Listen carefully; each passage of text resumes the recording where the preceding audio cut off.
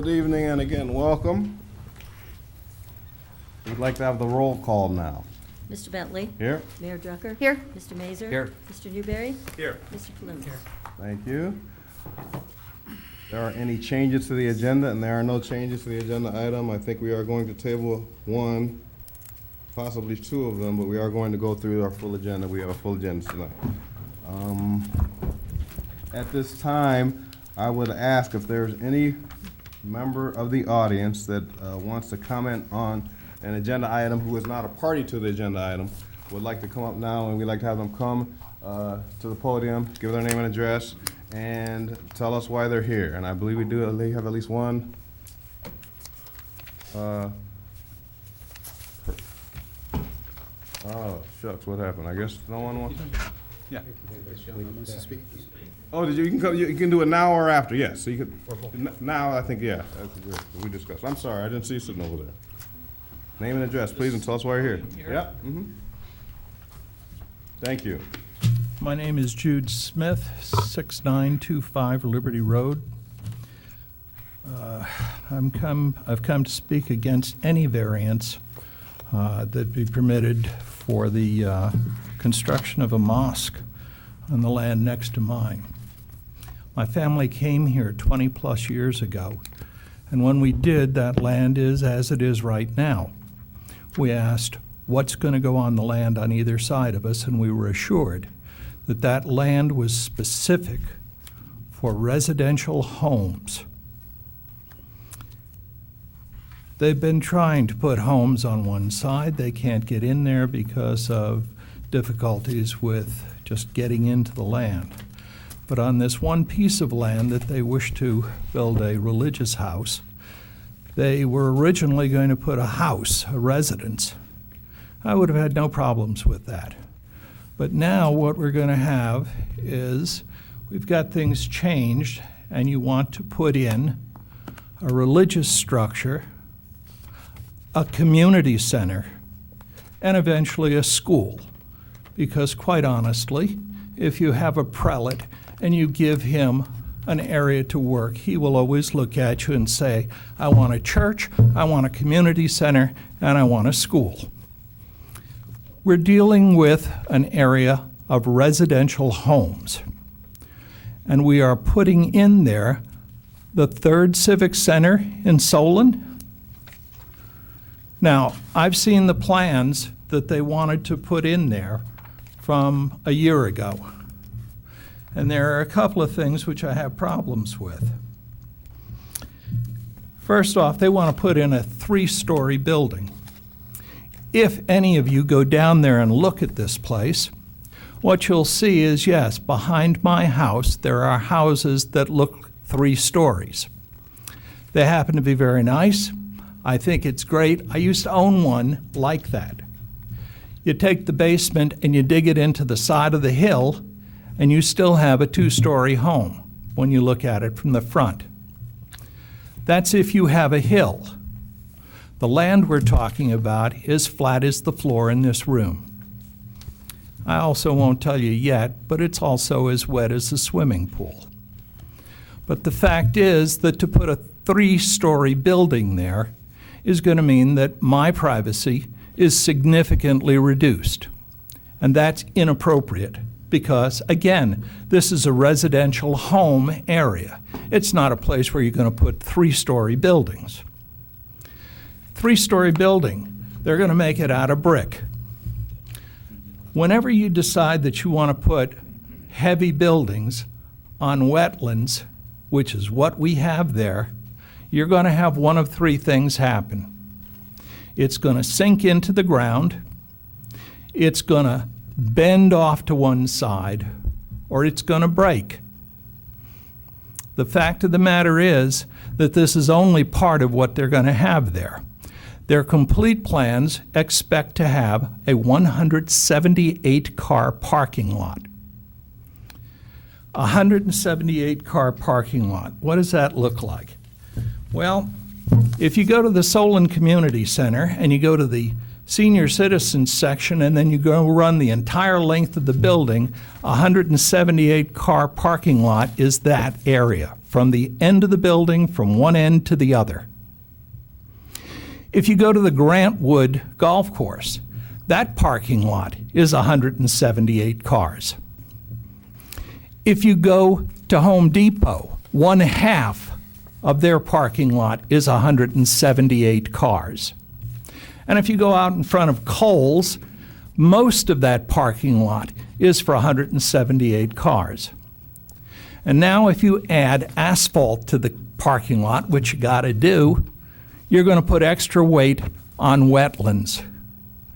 If you put weight on wet property, the water's gotta go somewhere. My land is flat. I already have problems with wetlands. We have a neighbor next door built his property up 2 feet. Guess what my front lawn looks like in the spring? Come on out there. Bring a boat. How about behind me, where they decided to build up the property approximately, I'd say 8-10 feet. Well, they had to dig a swale, and that doesn't work that all-fired great because, quite frankly, if you come on back to see my back property, I'll show you some of the finest swampland in Solon. I happen to like my property because it's private. But what we're dealing with here is a civic center, which eventually will be what they would like, 3 stories, 178-car parking lot in a residential district which was single-family homes. Now, I'm opposed to that because basically, picture yourself. Do you want to have a great big mall next to your house in the middle of your residential area? You want to see exactly what it's going to look like? Go down and take a look at St. Rita's. That's exactly what you're going to get in that area. Only there's only going to be maybe 4 or 5 families that are going to be affected by it. Me and a few others. Is that appropriate? Hey, it's only one person, maybe 3 or 4 at the most. Well, yeah, I think it is because I'm the guy who's going to get screwed. The fact is that this should be residential for a single-family home. Everybody here has done them a disservice and has done me a disservice. I don't want to be up here complaining about this. Some idiot's going to think that I'm some sort of racist anti-Muslim. I got news for you, ain't even close. What's a disservice to them? The city planners should have said to them, you know, this is an area where we put single residential family homes, not a civic center, not a huge parking lot. You folks should have looked at them and said, you know, this is a really bad idea. Let us look around for you and come up with a place that would be appropriate for you. I think that would be appropriate. Another one like St. Rita's, do you really think that that makes this town look good? We came here and we saw St. Rita's, and the first thing my wife said is, we're not going to get a home near this. You know, family planning means residential districts where families are. City planning means that you look for places that are for business, residential areas, and places where a house of God can be put, where it's appropriate, not tucked away in a back area behind my house, behind some other guy's houses, where nobody sees this. If this is going to be a civic center, if this is going to be a mosque, if this is going to be a future school, which I guarantee you it all will be, then we should help them find an appropriate place, and we should have me living next to somebody who has a single family on that land, as long as they don't mind it being too wet. I guess that's pretty much about all of it that I'd like to say. But as I said, I think a major disservice has been performed, and you've been letting it drag out far too long. And quite frankly, I think it's grossly unfair to everybody. Thank you. Thank you for coming. We appreciate your time and your comments. I'd like to ask if there's anyone else in the audience who would like to comment on an agenda item who's not party to an agenda item. Seeing none, we will move on, and we will deal with the minutes from our April 25th meeting, please. Make a motion to approve. Second. We have a motion and a second, and we'd like to vote, please. Mr. Bentley? Yes. Mayor Drucker? Yes. Mr. Mazur? Yes. Mr. Newberry? Yes. Mr. Palunas? Yes. Excellent, thank you. That, we have passed that on, so we will move on to our agenda items now. First pending agenda item is for 33100 Aurora Road. This is the Billick property, and I do understand we have some good items to talk about tonight, so we can hopefully resolve this one.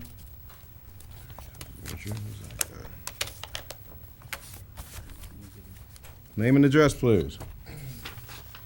My name is, my name is Marcus Bush, and I'm here for on behalf of Mr. Billick. Properties at 3301 on Aurora Road.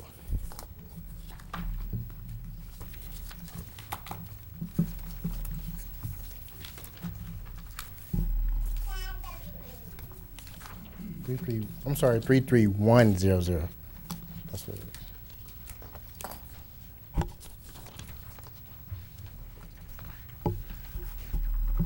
I'll start by saying thank you for working with our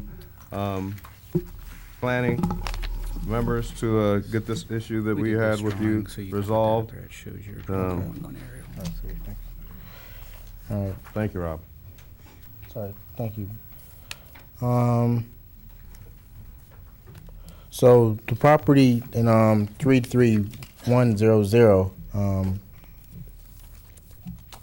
I put this up here for that we can have angle parking at 30 degrees angle. That will leave 5 parking spaces.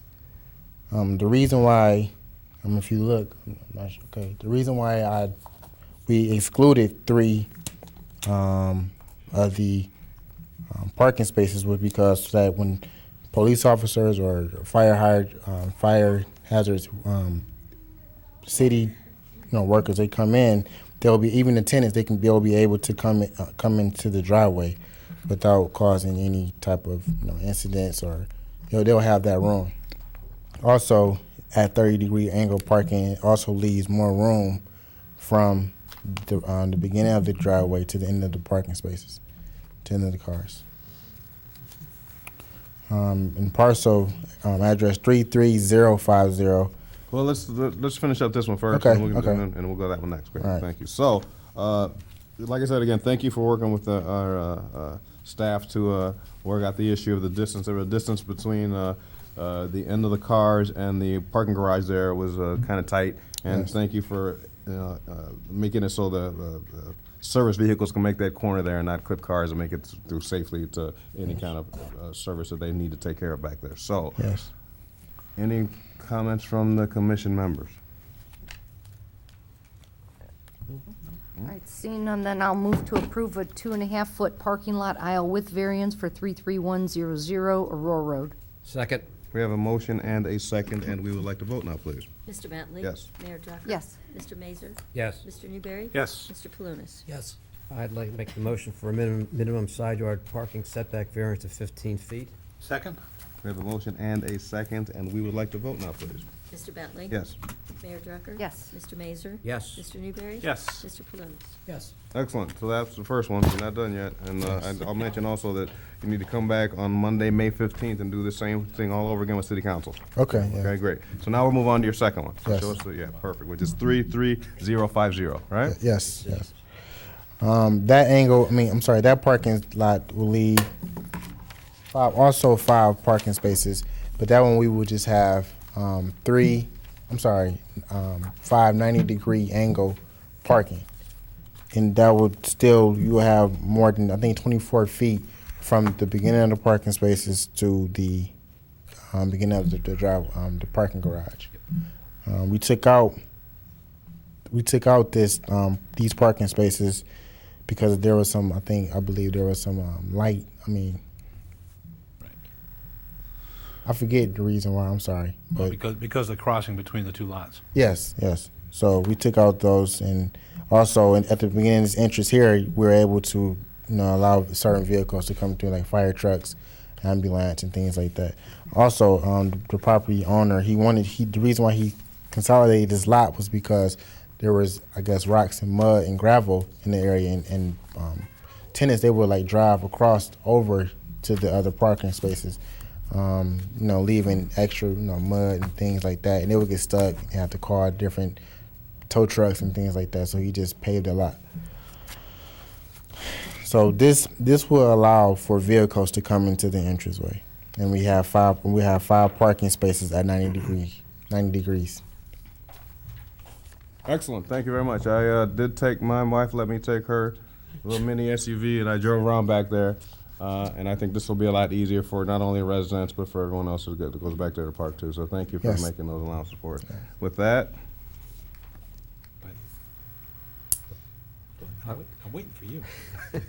I would be happy to make a motion for 33050 Road for a 15-foot side yard setback parking variance. It'd be my pleasure to second.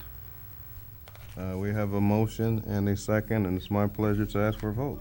Mr. Bentley? Yes. Mayor Drucker? Yes. Mr. Mazur? Yes. Mr. Newberry? Yes. Mr. Palunas? Yes. Excellent. Thank you again for coming and welcoming us out, like I said before earlier. And again, you need to come to the city council meeting on Monday, May 15th. 7 o'clock caucus again. I'll tell you what to do in caucus. So. 7 o'clock. Thank you. Thank you. See that. Moving along, we're going to move to 5800 Ledgebrook Lane. Sarver is the trustee for this one. I understand that we're having some issues getting them some paperwork.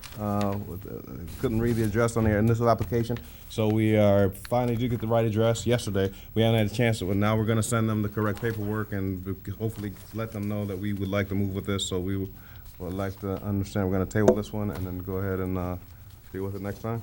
Table. Second? We have a motion and a second, and we'd like to vote now, please. Mr. Bentley? Yes. Mayor Drucker? Yes. Mr. Mazur? Yes. Mr. Newberry? Yes. Mr. Palunas? Yes. Excellent, thank you. Now, we have 5099 Lake Vista Drive. And I would go ahead and open the public hearing now for that one. And I believe Rob is going to present that one for us, please.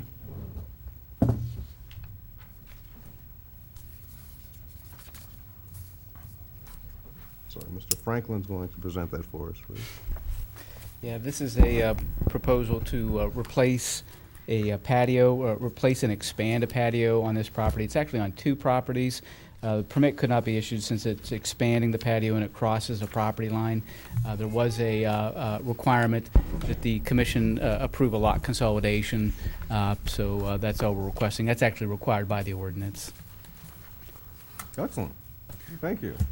Any questions for Mr. Franklin? No?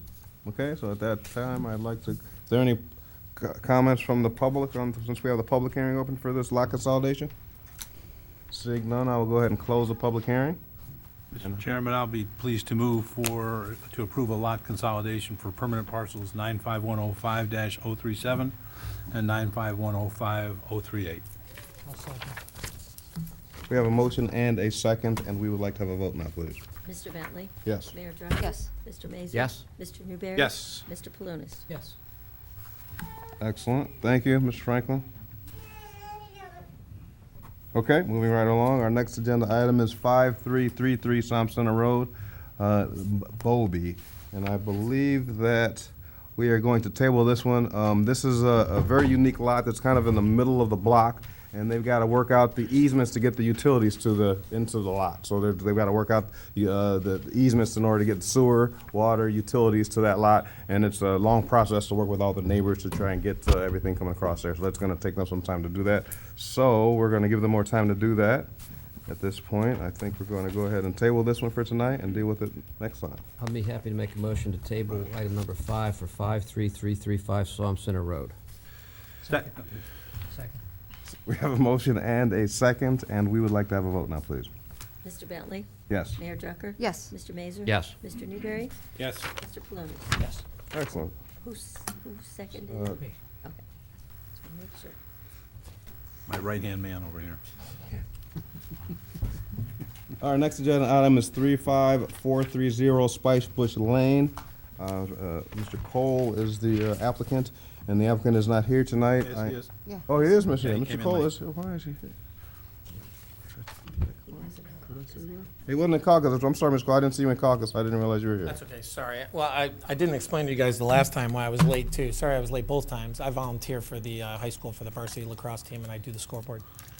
There was a game fun. that night. There was a game tonight. Tonight was actually senior night, so I had to be there doing the announcing and scoreboard and whatever, and I raced out of there, and next I had a parent covering for me again, so. Thank you for doing that So I for us. apologize for running and being a few minutes late and not getting here early to talk to you guys, but. Thank you for doing that for us. Thank you. Hey, and also, you know, because I was late the last time, I didn't hear what my neighbor had said. I actually went back and listened to it.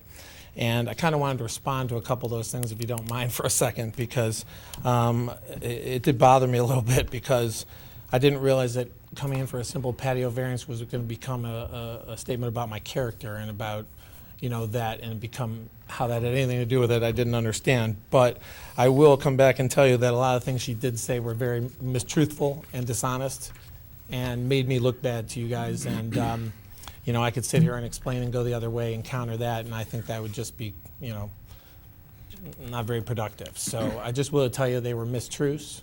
They were manipulated statements of things that kind of did happen. And, you know, so I'll just leave it at that, really. The complaints that were issued, by the way, that she did say, all came from her, no other neighbors. I'm friends with every one of my neighbors. Every one of them would have come here tonight to support me. A couple of them did want to come. I said, this is for a patio variance. It's really not necessary. This isn't about my character. So, so let's move on to actually the patio if we can. As I said to you guys before, I have a bunch of pictures now I could actually show you of the patio. So, the existing patio. Mr. Chairman, excuse me while I interrupt the presentation. Oh, yeah, sorry. The key number one thing that we need to move forward on this Sure. is an indication of an approval from the homeowners association. I have a letter Okay. from them. Could you please submit that to the clerk? It would have been nice to have that ahead of the meeting, She because just emailed it to me at 6 o'clock tonight. Okay. And I printed it off because I was Can you- pushing can her all you- week to get this, because I'm like, let's not table this again. Can you let him? So I apologize. I have a letter from them. Doing the approval first. good. Well, she has an ultimatum. She gave me two options, is what she ended up doing, because apparently my neighbor is very adamant about her privacy of her backyard and enjoying it, as I've learned. I'd like to enjoy mine too, so.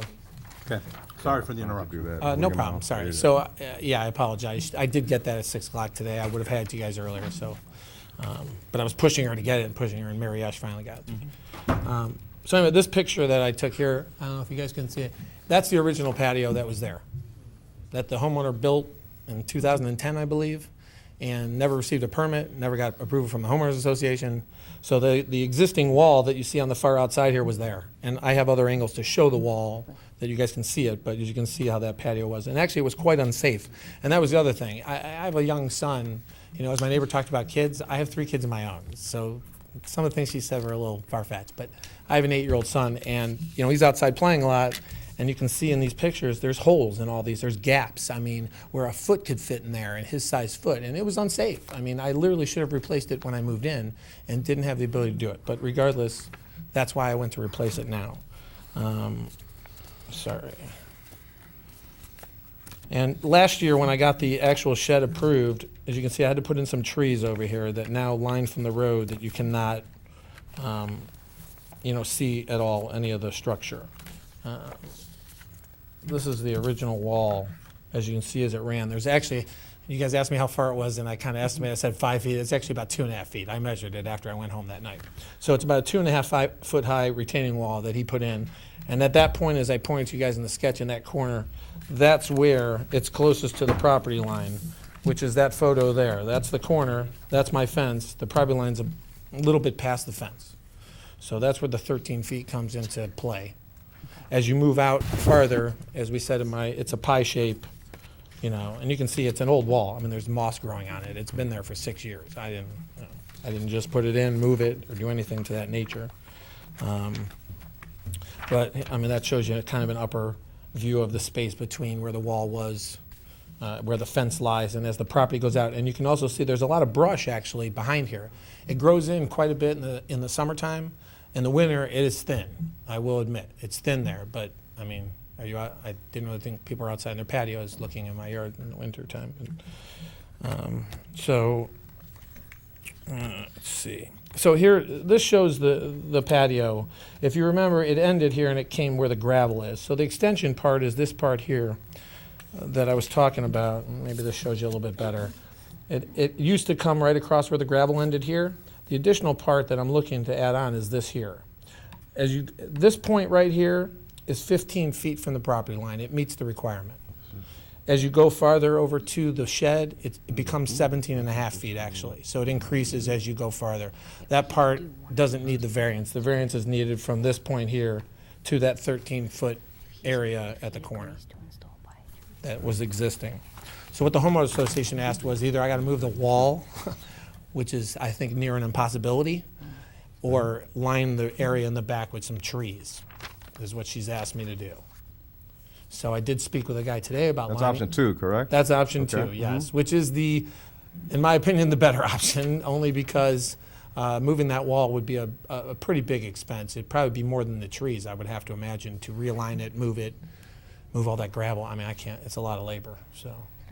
Mr. Cole, on this letter, it's saying that then they gave you 2 options and then said that you have to submit in writing to them which one would work best for you. Correct. And then they would give approval. Correct. So I think that's what the commission was still waiting for actual age. It looks like they're gonna give you approval, Okay. but they need you to probably commit to one of I those. couldn't until I got the letter No, from I her. understand and that, but I'm thinking apologize. maybe for the next meeting then, if whichever one you want to agree to, then we can make that, if. Well, I and would I'm already only agree to one the vote, trees. But, right, if you agree to the trees, then that's something the commission can make as a condition in granting the variance. But it looks like Okay. you would still need to write to them what you're willing to do, and then it appears, then they would write to you, okay, now Approving we it. approve this project, and then you come back to the city. So, I'm Okay. sorry, it's a bit of a delay, but it seems It's just a mess with back the, there. I just like to get it done and right. get everybody Right. happy, So, honestly. but it looks like It if will you get warm can get eventually, something too. back to them Right. and they I can might give get to you use this, my pool this year. if they can give this letter back to you before the next planning commission meeting, then it seems like this can wrap up. Yeah, that shouldn't be a problem because And I got again, 2 I'm weeks to just get that speaking for letter and I'm gonna myself, tell her not I'm the doing other the trees. members. I had a guy out there today, I already got an estimate on, how many trees he thought should go back there to kind of keep them spaced enough so that they grow Right. and he felt like, he was saying 4, I was saying, well, maybe more, I don't know, maybe 5 Right. or so. Is it higher on the gravel side than the grass side? Is that how that? Yeah, retaining it's wall- 2.5 foot, that's 2.5 feet higher than where the grass is. It's down all below. gravel on that side, or it's? Well, that's where the pavers are Gotcha. gonna go. Okay, all right, I got you. Yeah, it was all that stone originally that I showed you in the beginning. That was like this terrible stone with moss growing through it, and it was just horrible. Okay. Oh, yeah, now I see it's See? level, okay. Yeah, All right, yeah, okay. it was like individual stones that were All right, well, yeah, in so, the gravel. all right. Just So- me asking too many questions again, but that's because No, we'll that's deal with that okay. next Please time. ask as many as you tonight. need. But yeah, so we understand we understand this letter is saying you have the option, submit which option you want to use, your homeowner association will approve it, and then you come to us and we can deal with it then, so. Right, it's unfortunate that It's sometimes, yeah. Well, it's not fun living, sorry, next to a neighbor that's very That's, difficult. That's why we're here, to So, get you through this, yes, I appreciate your all help, right? guys. So we're Thank gonna you. table you tonight, and then we'll see you in 2 weeks again. Yeah, in 2 weeks, hopefully we'll wrap it up then, Exactly, we and I can should get be, this should be. done. Now and- that you got your letter, you should, yeah. I appreciate it. Thank you, some time guys. for the pool You to want to keep, yeah, I don't need that letter. I can print another one off. So Oh, I have We- an extra one here. you can keep it. Oh, You probably want to keep one for your own records, well, though. I can print another one off. Oh, okay.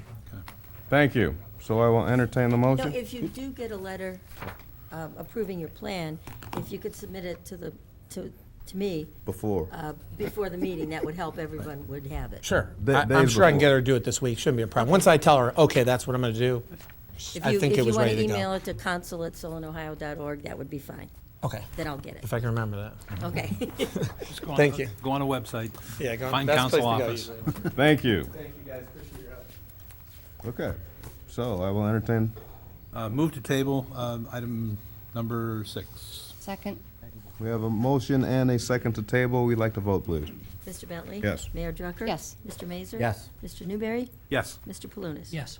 All right, our next agenda item is a new one, which is 33395 Pettibone Road. Mr. Woodby. Hello. Hi, how are you today? Good, how are you doing? Good, thank you. Good. Name and address, please, and tell us why you're here. Mark Woodby, 33395 Pettibone. in Solon, and I'm here tonight to seek some approval for 2 variances. Just a brief history. I put this up for everyone. Where do okay. My wife and I built our house and moved here in 1993 to this address. By 1996, I needed a shed. So I did get approval for my 10 by 10 shed, which, as you look at this particular drawing, that shed was originally built and located right about where this addition is right here. And we built our addition in 2002 off the back of the house, which necessitated a move for the shed. So part of the contract was for my builder to lift this shed with some heavy equipment. It did get moved back here to this location right here, and it sat there really since 2002. So this last summer, I built an addition on the shed, and to my own personal disappointment, I did not get a permit for that, which would have saved a lot of trouble. It was a bump out, and as a result, the shed ended up 18 square feet too large. So really, this brings us to a point where I need to get approval for the setback. That shed's about a foot off the property line, and I understand this needs to be 5 feet off the property line. So I'd be seeking a 4-foot variance for this particular shed at this time, and then I'll need to work backwards to deal with my second variance request.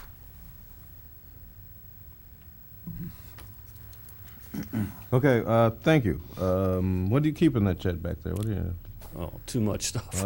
It's probably too small already. Actually, isn't it? you know, my snow blower and my power washer, my lawn equipment, and things for my sons that shouldn't be on my property, but they moved away and I got them, so They're never big enough, and then there's a place for us to go hide sometimes too, right? that's correct. All right. Any questions, please? Yes, Mr. Bentley, this is in my ward, and I have received no objections or anything else from anyone, and I have no issue with this. Excellent. Thank you for your comment. Seeing no other comments, I will. First of all, you know, talking one old timer to almost another. I mean, I've been here for a year longer than you have, so I qualify. I'm disappointed that the shed is only a foot off the rear property line, but I understand how that can happen. And based on the time and the condition of the city at that time, I don't have any problem with that variance.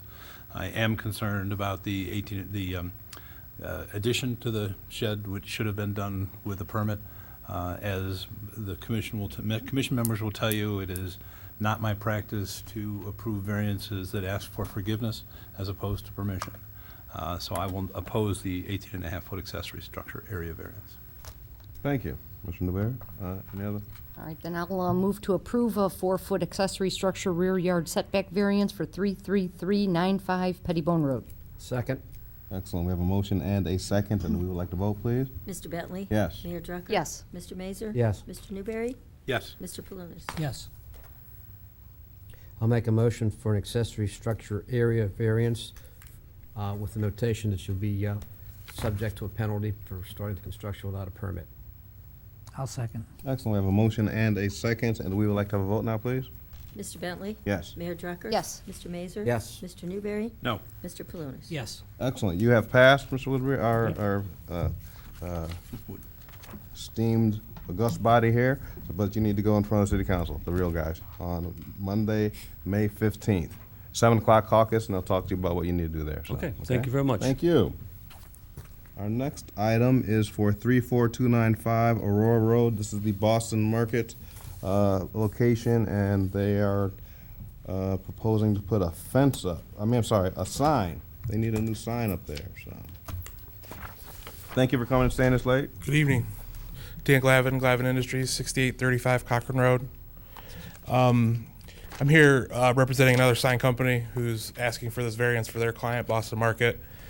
As you can see in the picture, the main structure where Boston Market takes up their space is on the first story of this building.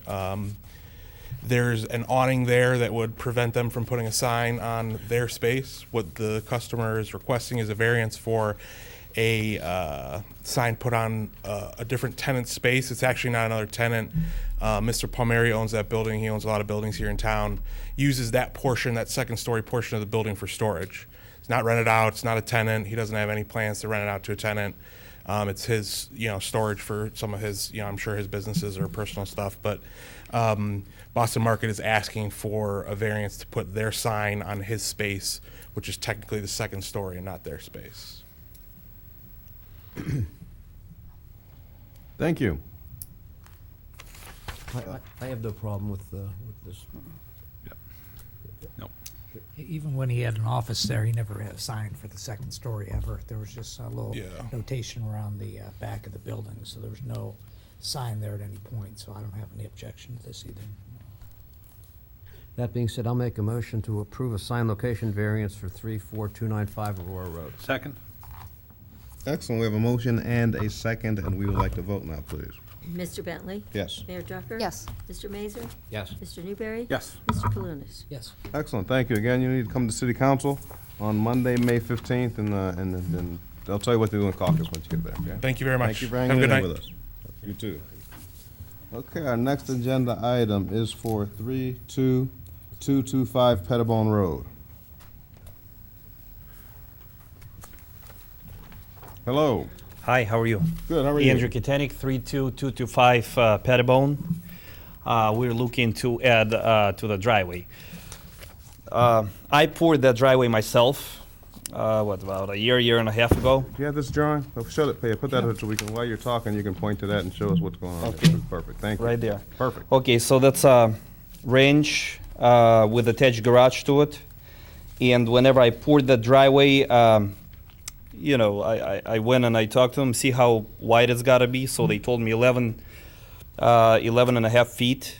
And from whenever we wanted to add to it, I said, how much can I add on the side to make it like a two-car driveway width? And they said I need to add another 4.5 feet to make it no wider than 16 feet. And then what else I would love to do? I would love to do like a sleeve, so-called, where we could park, an additional vehicle. And just for the only reason that the household has 3 vehicles right now. And rush hour, and everybody flies on that road 45 miles an hour. Nobody really pays attention to 35-mile-an-hour speed limit. So my wife has 2 kids. So whenever she's getting out, especially when it's a rush hour, there is no way 20 minutes to get out of that driveway. So basically, that's what we're trying to do. And I did talk to, building, and I did talk to zoning. As far as the side of that parking space, we would like to put it on the side of the garage, because we own both of those parcels, the smaller lot and the lot which is next to it, which is 3/4 of the size of where the house is at, which is still vacant buildable lot. I still would like to verify the exact size that they will allow me to do as far as that, parking thing, how long they want it. But as far as the width, we would like to make it 12 feet from the garage wall west side. It's basic thing, nothing crazy, nothing fancy. Please. So if you're backing out, will that give you enough room to back out so then you could pull out of your driveway forward? That's number one. Number two, I leave around 6 o'clock in the morning. I get home at 10 o'clock at night. So sometimes when I have a day off or it's raining and I don't work, my wife, in order to get out, or my mom, they have to move the car out. Then they got to get another car out. Then I got to get my truck out. And a couple of times, like we have a 91-year-old in the house and we have infant. So sometimes there is an emergency truck coming in or pediatrician visit, which is a nightmare basically, okay? And we have home attendants coming, we have nurses coming on a regular daily basis to check on our older. So nobody has a place to park.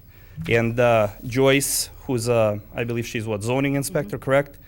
We constantly run into a conflict because sometimes they park on a side, on a grass, and we constantly get those letters, don't park on the grass, don't park on the grass. I just want to comply, make sure that we have enough spot for the visitors to come in and for us, to park our But vehicles. that's what I was asking. So if you're using that as a parking, will you be able to back cars out of the garage so that it's to serve as a turnaround? That's what that's why I'm asking if you have enough space there to serve as a turnaround, because if you park there, Right. then If- you're backing out of the driveway, and that's If I will, dangerous. if I will make it 16 feet wide, it should be plenty. And that sleeve extension. Okay. Well, this property, Mr. Chairman, Please. this property, I can't tell you how many complaints about this property. The complaints that I received were not about vehicles of trucks. There were commercial trucks. There was a 5-ton dump truck that was on the side of the property towards 32263. There were landscape materials that were stored in the back for his landscape business. At one time, there were 2 dump trucks on the side of the house. There have been trucks, snowplow trucks during the winter. There'd be 2 or 3 snowplow trucks parked in the driveway. So these are not, and Rob knows about this, these are not just regular passenger vehicles. These are commercial vehicles that he's had there. I'm not sure if you're running. I mean, right now, we have a shop, okay? That's thing number one. Number two, all of the vehicles, plows, material, it's gone. Nothing else there is on a property. And it's been gone for a long time. Now, as far as a dump truck, we don't own a dump truck. So it's always been trucks, but I mean, that's all I drive every day. It's either I have 3 trucks. It's a GMC, Chevy, or Chevy. One is 2500 series, another 1500 series pickups. So I mean, that's all I drive. I don't have a car. My wife has a car. My mom has a car. And I live in a truck. I sleep in a truck. I eat in the truck. That's how I support everybody. So, and obviously I understand that if she says she doesn't want to see any vehicles parked on the grass, which I totally understand why, because I hate reseeding myself every spring. But the thing is, that's why I want to comply, get that thing done. So if I come, I park on a hard surface where they have a room to get out and get in. And also we're planning to, do some shrubs, blah, blah, blah, blah, blah, re-landscape the property, make it all look I'm good. glad you've gotten rid of all the landscape materials I sold and it. everything in the back. I sell everything. Okay, I'm glad. Well, it shouldn't have been stored there in the first place, but, and I'm not just talking about a little bit of mulch. I'm talking about, truckloads of mulch that were back there. There was never a mulch there. I don't know who said so. I have photos. There was that were there was a provided me. pile of brick there, and when we did waterproofing, because first of all, the house was, when we moved in, I mean, the house had mold. The house there was no driveway. I don't know how the previous owner could sell the house with no driveway. I mean, dirt all over the place, okay? The house been leaking, so we waterproofed it inside out. Completely gutted the house, restored it, rot-approved everything, because he saw my work, and I was a general contractor who did it for my mom. So, I mean, I did not cut corners. I overkilled everything on material. The house right now is like a castle. Okay, it may not look like outside, but inside it's a very decent house. So the thing is, we're gonna re-landscape. I totally understand that people around me gotta have the values of the houses going up. I agree with this. So we'll re-landscape it, after if you guys will allow me to put in that extension. You agree, it does look pretty bad right now. I mean, right now it's okay because we cut it on a regular basis and we did cleanup, picked up the branches, and I mean, there's really nothing there, okay? The amount of dirt that was sitting there, when we waterproofed, we excavated about 120 yards of old debris, and we backfilled it all with gravel, like the proper way, okay? And then I had an Italian guy who came out and he took out all of this dirt. So now it's all leveled, it's all graded. Okay, yeah, I don't have a problem. If he wants to use the area and do a turnaround, as long as it's within the proper space for our standard for a variance, I don't have a problem with that, but I'd like to add a contingency to whatever we do, that there's no commercial vehicles allowed to be parked on the property, and he's not allowed to store snow plows or any other materials for his landscape business there. I mean, my question is my truck, my personal truck, it has a truck license plate. So what am I gonna do? I'm not gonna change license plate because stolen cops are gonna kill me. They gotta have commercial truck on a commercial truck. And that's all I drive all day long. Well, you want one truck. No, I totally understand. You I mean, understand what? Yeah, I mean, as a boss of the company, that's what I drive. But the My neighbor, boys, they drive their trucks, which are stored in the shop, all of the trailers that are over there. but you like I understand said- why the neighbors are, you don't understand why the neighbors are calling Oh, me no, I and totally objecting. understand, yeah. That's fine, and I have no problem. So that's why I want to do this driveway extension. This way I don't park on the grass, first of all, because I don't want to get Joyce's letters no more. I'm tired of them. Okay. She's very persistent. Oh, she loves me. All right, that's what I thought. So it's redundant. So I mean, that's basically the issue. Everything else, if we do anything to which the house is completed, it's all done and over with. It's all been approved through building, and they checked on everything, and that's the last thing basically we need to do. So before we discuss any further, I'd like to ask, what's the secret to get to 91 years old? Is there a certain diet? Is there something? She's Russian Jew. Russian Jew. Oh, boy. That doesn't help me much. Is Can it get much worse. vodka maybe? I don't know. I can work a little vodka every one Wine. night. Will that work? Wine works? I'll tell my wine. All right, I'll tell my wife that I can have wine every night then and live to be 91. Unless she wants me around that long, but that's okay. Thank you. Okay. So, Councilman, I think that the things that you want to put in the contingency, they're all the law. Those are the laws already. So I don't think we need to put those contingencies on there like that because it's already, he's not allowed, you know, that's just the law. That's just the way it is. So, and then you said, well, one truck will be okay. Then we're getting kind of iffy on what our wording would be. But I understand your intent, and I think Yeah, the thing is, that's the only thing, because I live in the house with my mom and my wife, right. with the whole family. I understand. Okay. So you understand the intent of what he's bringing up. Yeah, I understand what he says. Right. No more than one truck, Okay. basically. It's fine. Unless they gotta have to come and cut or do any kind of landscape They're projects. working, right. Then- And then they're gone then they're gone at night though. They leave at night and go Hope back so. to your. I hope so. They're Puerto Ricans. You never know. Okay,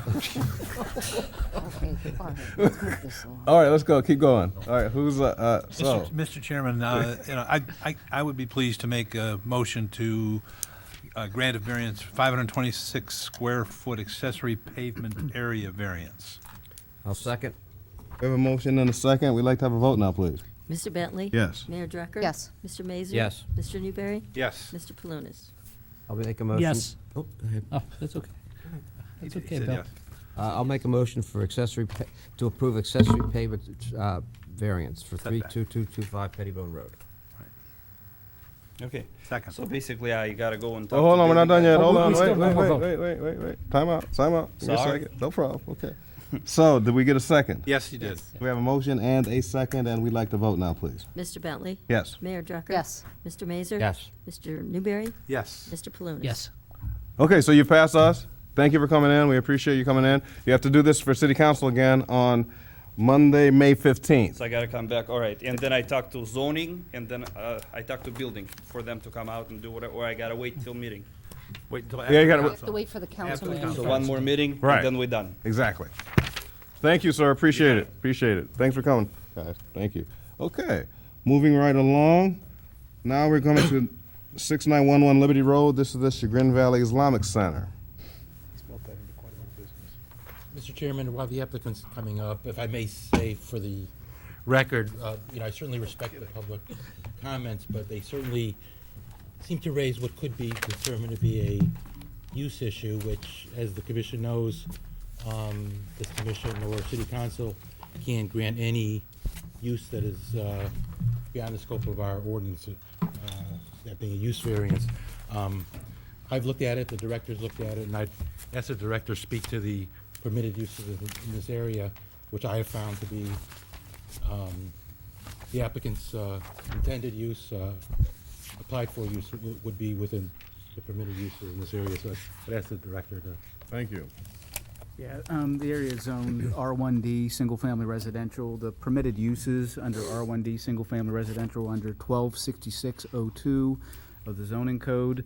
Those permitted uses are one single-family dwelling unit per lot, churches, synagogues, temples, and other places of worship, federal, state, and local government buildings, public and private golf courses, and the other use determined to be substantially similar by the city of Solon. So obviously, a proposal that's before the commission tonight would be substantially similar to a church, synagogue, or a temple. And specifically a place of worship, which is a permitted use. So the use issue is In the eyes of the law department, not an issue. Excellent, thank you. Thank Any other comments? No? That's it. Thank you. All right, please. Good evening. My name is Uzma Mirza, and I'm the architect with the Chagrin Valley Islamic Center. I'm their liaison representing them. And I guess good evening, and good evening also. We have our board present as well with DVIC, and also good evening to all of you board members. And I will go through the drawings, but before I do, I just want to talk a little bit about the project. It is a brand new facility. It is proposed to be on Liberty Road in Solon, 44139, and I believe it was the 6911. It is a phased project. It is made of, I believe, can I get the material board? I'll get to that in a second. So primarily it's the square footage. The entire phase project is a phase 1 to phase 6, of which it'll be 41,000 square feet, of which 24,000 is the footprint, and the entire expanse is 41,000. Of the phases, we're looking at short-term, mid-term, long-term. Short-term is phase 1 and 2. Mid-term would be 3 and 4, and long-term would be the long-term phases would be phase 4 and 5 and 6. So, can we get a shot of the drawings that we just brought in? Okay, great. So this is what we've done is we have the master plan, we have the code layout of the prayer layout, and the space of the prayers for the spaces. So primarily, we have a mosque with prayer areas. In a mosque, prayer is done differently. You don't have pews. You stand, and then it's the movement of the body.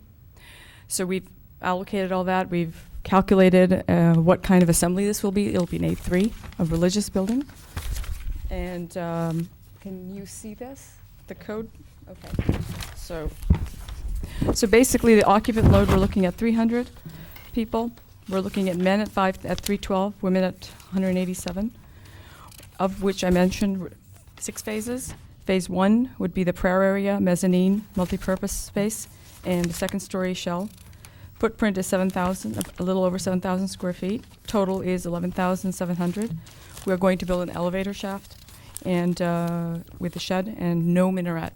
Now, phase 2, the minaret will come, and we will build phase 1 and 2, shell a second story, and then we will build the shell in phase 2, not in phase 1. So the short term is phase 1 and phase 2. We would like to get approval for all the 6 phases. That is our intent. So just to clarify also, this is a 2-story building throughout from phase 1 to phase 6. We have parking in phase 1 of 24, and the entire long-term expansive parking plus 24 comes to a total of 149 only. We have photometrics plans, everything laid out in here. I mean, I can go through all the plans as well if you'd like me to, but just for the presentation, just to give you an idea, it's a mosque, community center, yes, an Islamic school, but those are long-term goals. Short-term right now is a prayer area with toilet, restrooms, men, women, and first and second floor. Only second floor. And as far as the wetlands, yes, it's been mitigated. We have a letter. We've been approved by the Army Corps of Engineers. And I mentioned parking, phase 1 and 2, and we've also been approved by CEI to have light fixtures, which we are also sensitive to the fact that it is a resident, it has residences around it, and the lighting is sympathetic to that area. So having said that, the minaret that we have, so the minaret, we're looking at variances for this project. So we're looking at our building height is 135 feet, so we are going over that. In order to have a space that is and the ceiling heights with mechanical and everything, we had to go, our top ridge had to be 137 feet. So we're looking at variances, the minaret being 147 feet, with the top of the building at 137, and then the gym, which is long-term goal, which is at the back, that would be 139.7. So just to give you an idea, so this is the code sheet. It looks at the number of people and occupants, And again, like I mentioned, right now it's at 300. Future, long-term, we are looking at 500, but right now it's 300. But it's designed for 500. This is our civil plan. We've looked at all the wetlands, the mitigations, and all the civil issues. And also with we are two board members, Dr. Zeddy and also Mr. Arship. And they are board members, and they will address any items that relate to civil, wetlands, a lot of owner issues that you may have. One correction I would like to make, if you permitted. The name and address as well, It's please, not sir. 137 by, she misspoke, it's a 37. Actually, I apologize. In architectural drawings, we do 100, and I think that's my architecture brain talking. 100 means 0, so when I said 137, I meant 37. Apologize for that. Thanks for catching that. Purely an architectural item. So, future parking. We have a landscape plan. It talks about what we're doing with our trees. We are trying to maintain some trees, reuse them, cut as the least as we can. We have retention ponds as well. If you go to civil, as we have been approved by the Army Corps for mitigating the land, so the wetlands, the foundation, we're looking, I mean, obviously, when we are designing this building and we go into the CD phase after being approved by you, we are hoping, all the foundational issues, the water will be most likely going in with pillow tees, doing a helical system. I mean, there's the whole foundation water issue. This is a very typical part of the process, as I'm sure you all know. Just the landscape plan, again, 6 phases, phase 1 and 2. The landscape plan shows phase 1 and 2 in the master plan. So everything goes through phase 1 and 2, 3, 4, 5, 6. This is the architectural site plan, master plan, showing long-term goal. We're talking 20 years. We're not talking tomorrow or 5 years, but short-term goal within 2 years to 5 would be the phase 1 and 2. But we are asking for approval for all of the phases. And to give you an idea, before I go any further, is just a picture, because I think pictures sometimes talk louder than the AutoCAD drawings. This is phase 1. No minaret. Entry, Liberty Road, west side. We have a portal entry. That's the prayer hall at the back. Again, this is east elevation. This is the entire expanse of the prayer hall with the dormer for light. And in a mosque, generally mosques face northeast, so you have sort of like an apse that is basically a symbol for the direction of Mecca for prayer for all the supplicants. And this is the other side, which is the south side, which is a different material because this is where the phase 3 addition will latch on. Again, this is phase 1, and this material, this is our board. This is our board. This is the brick. If you're wondering where you can find this brick, you can go to actually the synagogue that was built by Sunnybrook Architects, who, by the way, in the 2000s I used to work with a long time ago. So it's ironic that I chose this brick, the fact that they're using the same brick. And I believe that it's in Cleveland Heights or in that vicinity. But this is the brick. It's by Glenn Gary. This is can we go back to this picture? It's a hardy plank. In order to be cost effective, at the moment, since it's being latched on, the addition here, we decided to just keep this hardy plank. So everything is brick, the entire building, the entire expanse, phase 1, 2, 3, 4, 5, 6. So then we go to phase 2. So this is the transition of the brick. Is any building at the base, you have that transition. These are the incisions. If you look at the front, right there, these pieces would be the carvings, and it's an Islamic calligraphy.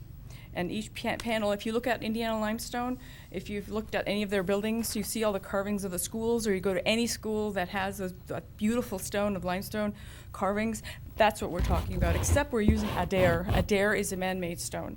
It's a natural stone, it's more cost-effective as well than using Indiana limestone.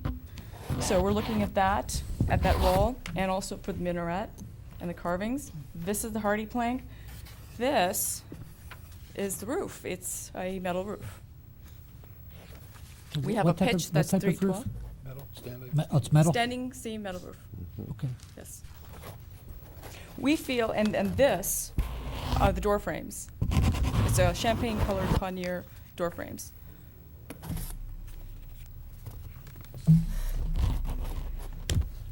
So then we go, this is phase 2. Again, minaret comes in phase 2. This is the back, east elevation, phase 2. This stair is temporary. It'll go away because we are complying to all egress requirements. So phase 1 and 2, we have a mezzanine, and we have an egress stair, and then we also have a stair inside. Because the elevator is not functional, it's just a shaft, and we'll have the elevator come in phase 3. So the egress, code issues all comply with this design. Again, this is the north elevation. I have a question. Why is Yes. phase 2? What's the footprint, square footage?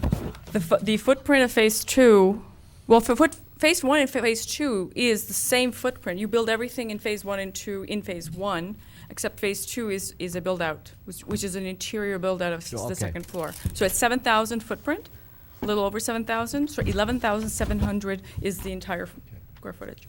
So what we're gonna do is build phase 1 to the shell, and then in a few years, build in the interior build-out and allow access. So that's why we have the outside stair, so we have egress allowances, because we're closing off the second floor. So when we open up the second floor, we'll get rid of that, we'll have that stair, actually we can get rid of that until the elevator comes in phase 3, but there'll be another stair. So here's the master plan. I think you're probably more interested in the phases. This is the entire scheme right here. Slide that down into the box. There you go. That's the entire scheme right here. So this is the master plan with the bridge, phase 1, phase 2, phase 3, phase 4, and phase 5 and phase 6, up to the gymnasium. So we have phase 1 and 2, the main prayer hall, phase 3 and 4, school, community center school, each one is 1 story, the whole building expanse is only 2 stories, and then the gymnasium at the back, which is kind of a dream desire, hopefully, is a gymnasium, and then a bridge that connects between the gymnasium and the community center from the school. So if we go directly into phase 1, here's the plan of phase 1.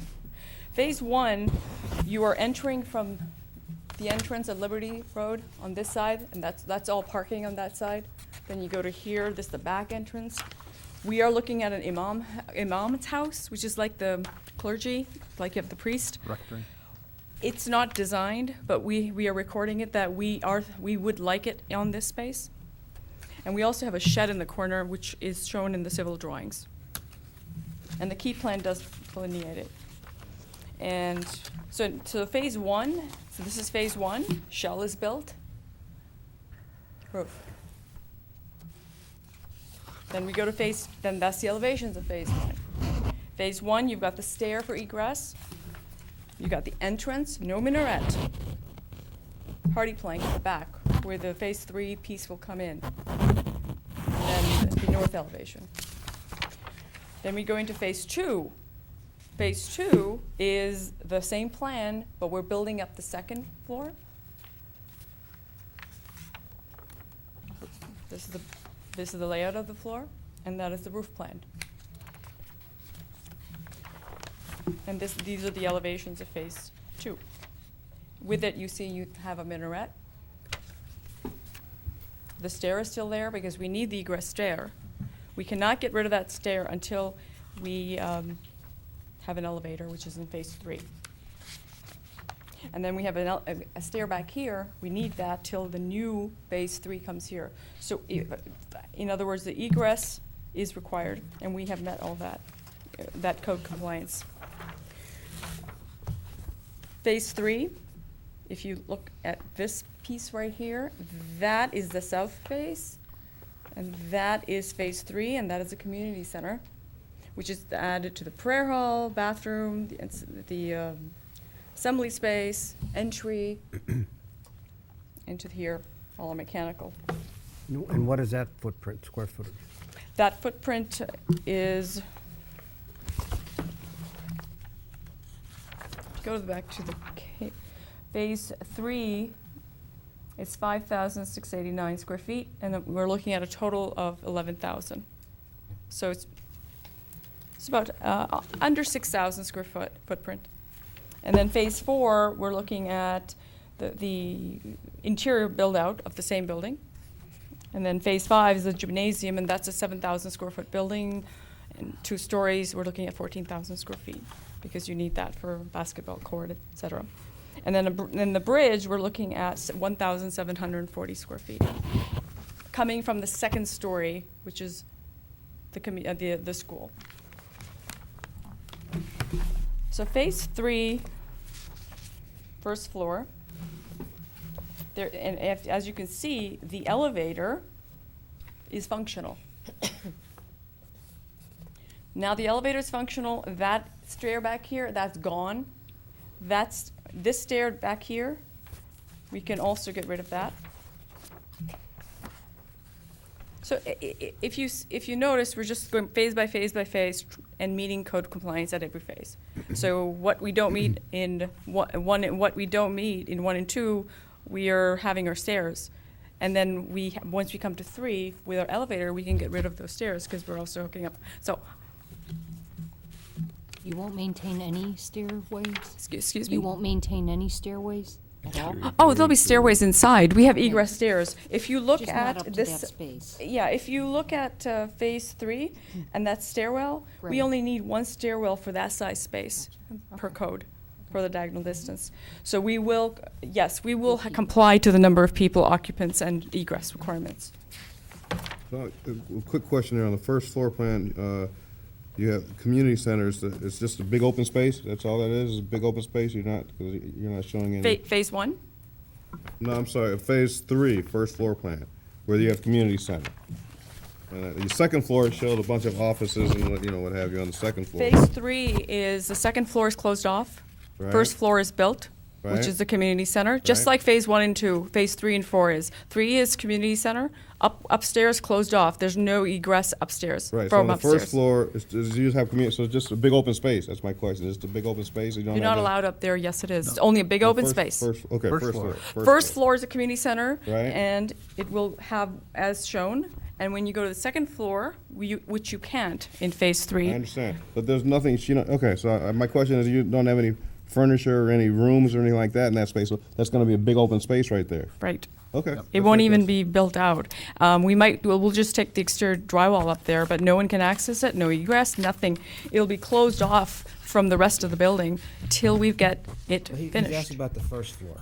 The first floor is a huge community center. We are going to have tables and chairs, and it's based on the occupant load which is, 300 people is per that requirement, per the code, for 300 people with times of the typical 15 for code requirements in Ohio. Thank you. Okay. So I am not showing the tables and chairs. So yes, you are right. That will have weddings, events, etc. in the community center. The flex space to be able to move the chairs and tables. in And out that as you need. storage space you see, that'll be where we can store prayer mats if needed, tables and chairs, folding them. So. I have a question, if I may. So that first floor community center will could house 300 people. Yes. How many parking spaces will there be at that time? In Phase 3? Yes. Well, our total parking spaces that we have. No, but in Phase 1, you're still going to have a community center, correct? No. No. Phase 1 and 2 is only as shown, Phase 1 and 2. There's no community center. Phase 3 is the community center. Phase 4 is the build-out of the top floor, which is Sunday school. Phase 5 is the gym, and Phase 6 is the bridge. Okay. So right now, we're looking for an approval for all the phases, but for the immediate is Phase 1 and 2, which is the building of the entire thing, including the minaret, over a short-term period of, within the allocated time frame. Yeah, my question concerns about the number of parking spaces that will be allocated during Phase 1, which you said it was 24. Correct. I just want to make sure that the capacity of the building isn't like 300 people at that point in time. It will not be. Right now, we're looking at 20 people. Mr. Zadie, would you like to? So right now, there are only 12 families. We are 12 families. And that there will be 24 spaces will be more than enough. However, when we'll grow, as we discussed with the city, at that time, everything as per the code, the parking spots will be increased, and whatever city codes allows, we will do it accordingly. I understand. Please. Right now, you're currently in the shopping center on Station Street, correct? Yes. And when we had the hearings in front of council, when we approved the extension of being in the shopping center, you had the situation where you were doing events at Signature Solon, correct? Yes. I think Fridays, you said you were Yes. doing it Signature Solon. Friday prayers, yes. So is, the two concerns I have are, one, is there going to be enough parking for when you do the Phase 1 and 2? Is there going to be enough parking for your use? Because I know the two people at the hair salon had complained about a lot of cars there and some other issues. So I want to make sure you have enough parking. Yes. And the other issue, and you can answer both these at one time, the other issue is to satisfy the neighbors that you're going to have zero emission lights so it doesn't spill over onto the property, and you'd be willing to install some screening and keep the existing trees. So we are very thankful to planning director and all other city fire department and others. They guided us. They guided us for the lights, how the lights should be so that it should not affect the neighbors. So we followed that, and our architect designed the light planning according to that. The landscape architect has designed the vegetation accordingly so that the neighbors should not be affected at all. The landscape plan is there and city has already reviewed it. So all those issues have been addressed. Now regarding the parking issue, when we were on Station Street, in front of that shop, we had 2 parking spots, which was designated to us. And there were like 12, 13 cars used to come. And at that time, it was a business time, most of the spots were already filled. That's why even though there were 2 cars extra, it looks more cars. So though there were only 10 or 12 cars at that time, but it looks extra. Anyhow, to resolve that situation, we moved to Signature of Solon, where each Friday prayer, we have roughly, since last 3-4 years since we moved there, we have roughly 12, 13 cars. So that is why we are asking, even though there is a growth, suppose from 12 family right now, we grow to 24 family. The 24 cars for near future of 5 to 10 years will be more than okay.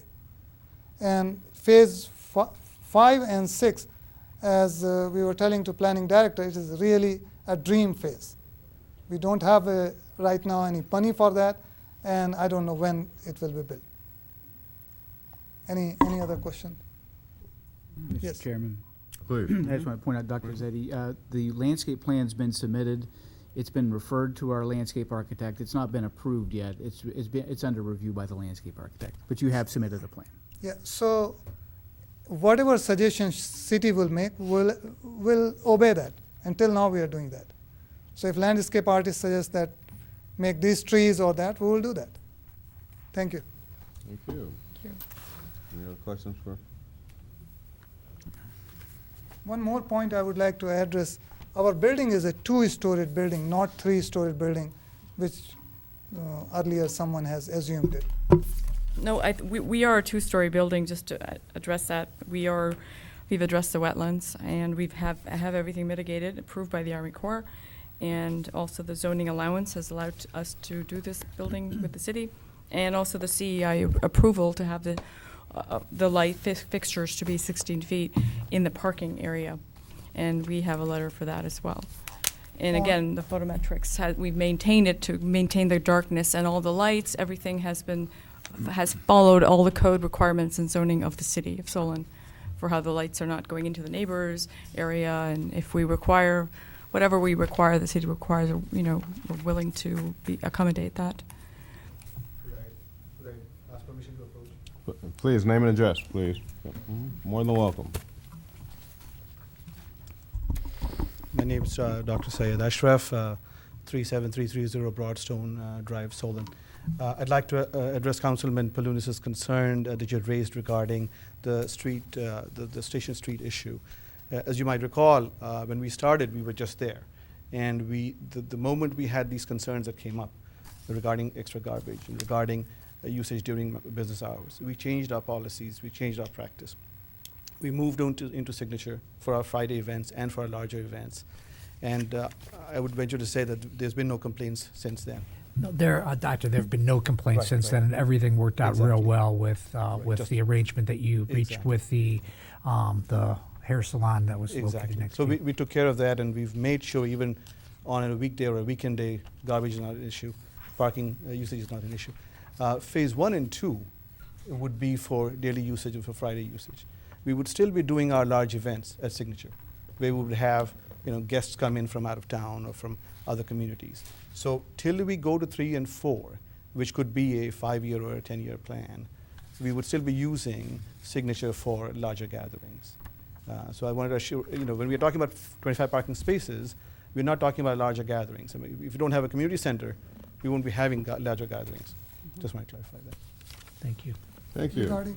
Regarding the wetland, I would like to add, our plans were submitted to Army Corps of Engineer with the wetland mitigation. The plans had proper water management, proper ponds, so the foundation and all those things will be correct. They reviewed it thoroughly and they approved it. So there should not be any wetland-related issue.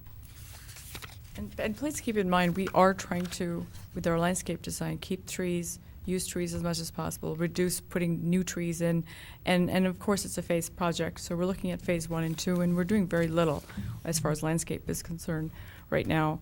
But the master plan does show in the landscape plan what we are intending to do, and same with the lights and maintaining the code requirements for the, keeping the light washing, et cetera, into the neighbors' areas. We are going to try our best and work with the city and the neighbors to do the best to keep the light in the space.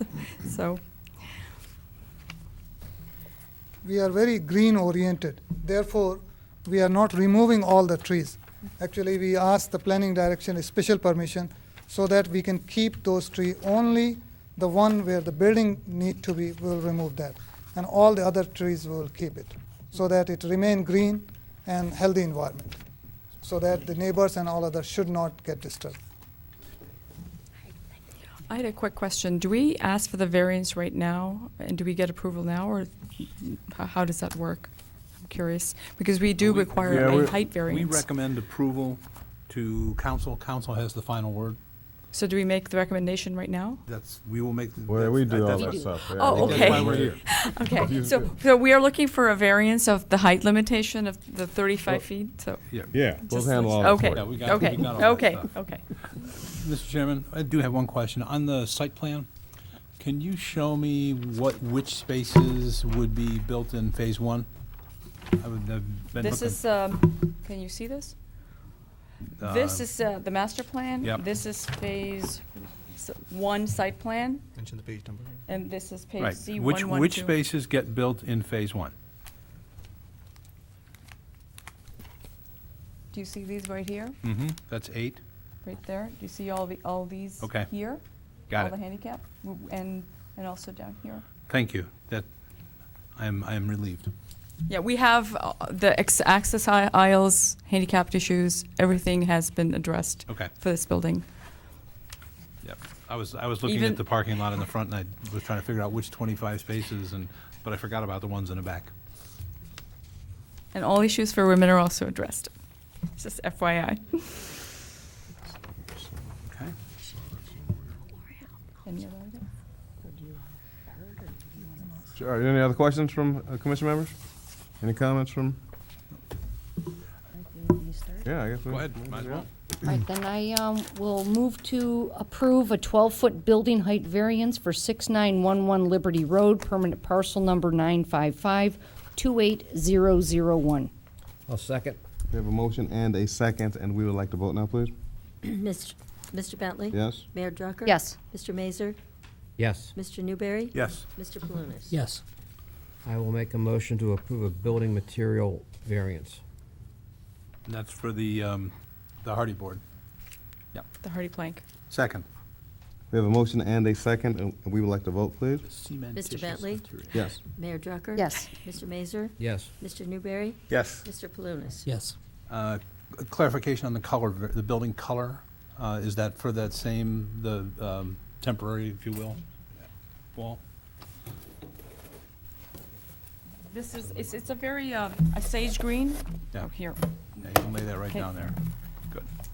So we're looking at the hardy plank. Mhm. It's a sage green color. Okay. We're looking at the very sage color Yep. for the roof, But the standing color, seam but metal roof. hang on a second. The variance is for the hardy plank? That's correct, The for the green cementitious color. yeah. wallboard? Yes, it's a cementitious wallboard.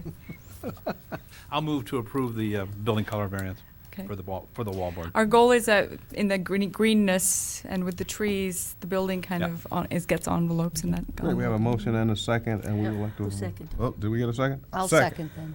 We have a second? Who wants a Mayor, second? Mayor. I Okay. guess I second. will. Okay. And now we'd like to have a vote, please.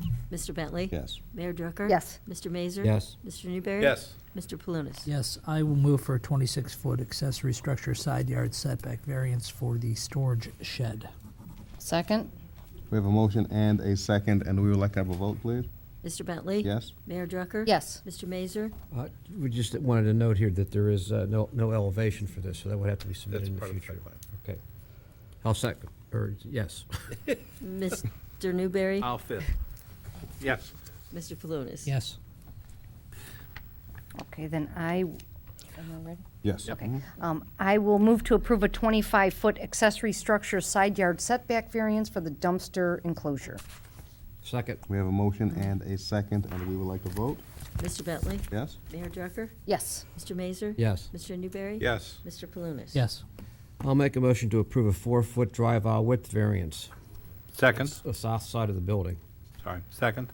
Thank you. We have a motion and a second, and we would like to vote, please. Mr. Bentley? Yes? Mayor Drucker? Yes. Mr. Mazur? Yes. Mr. Newberry? Yes. Mr. Palunas? Yes. I get to move for a 12-foot minimum access drive width variance for the southern drive.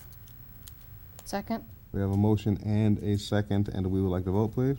Mr. Bentley? Yes. Mayor Drucker? Yes. Mr. Mazur? Yes. Mr. Newberry? Yes. Mr. Palunas? Yes, I will move for a 3-foot maximum access drive with variance for the northernmost drive. Second? We have a motion and a second, and we would like to vote, please. Mr. Bentley? Yes? Mayor Drucker? Yes. Mr. Mazur? Yes. Mr. Newberry? Yes. Mr. Palunas? Yes.